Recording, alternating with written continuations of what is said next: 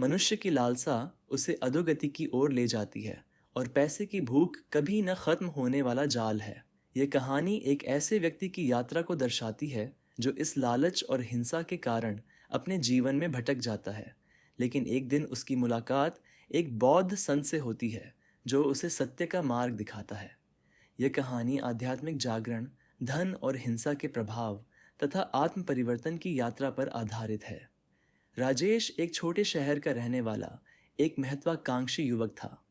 बचपन से ही उसने गरीबी को करीब से देखा था, इसलिए उसने निश्चय किया कि वह अमीर बनेगा, चाहे कुछ भी हो जाए। उसके पास व्यापार की समझ थी और उसने धीरे धीरे अपनी छोटी सी दुकान को एक बड़े व्यवसाय में बदल दिया। लेकिन जल्द ही वह महसूस करने लगा कि केवल ईमानदारी से पैसा कमाना पर्याप्त नहीं है। ज़्यादा मुनाफा कमाने के लिए उसने अनैतिक रास्ते अपनाने शुरू कर दिए।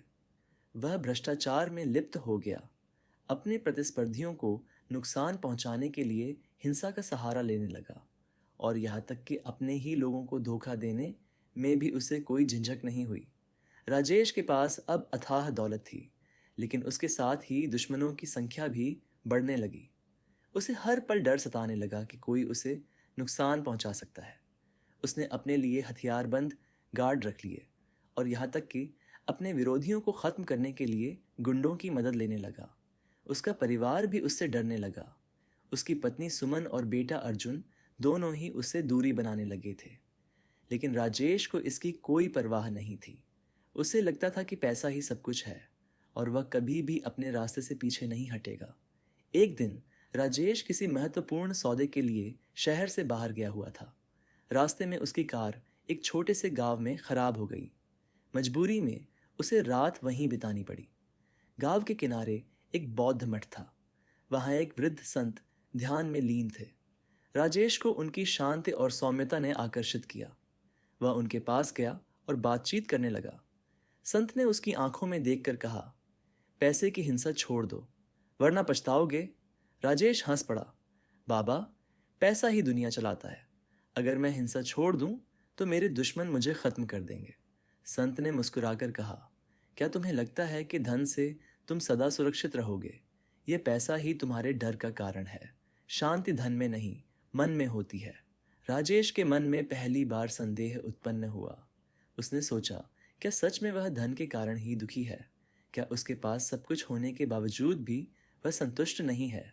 वह संत के प्रवचनों को सुनने लगा और धीरे धीरे उसमें परिवर्तन आने लगा। उसने पहली बार जीवन में शांति और संतोष का अनुभव किया। उसे महसूस हुआ कि हिंसा केवल डर को जन्म देती है, न कि शक्ति को।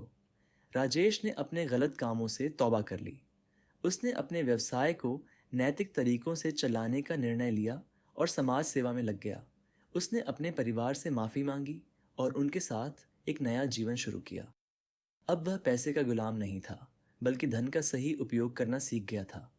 संत की सीख ने उसे सही राह दिखाई थी। ये कहानी हमें सिखाती है कि पैसा खुद में बुरा नहीं होता, लेकिन उसका अतिरेक और उस पर आधारित हिंसा हमें पतन की ओर ले जाती है। वास्तविक शांति बाहरी चीज़ों में नहीं, बल्कि हमारे मन के भीतर होती है। तो आप भी पैसे की हिंसा छोड़ दीजिए, वरना पछताने का समय आ सकता है।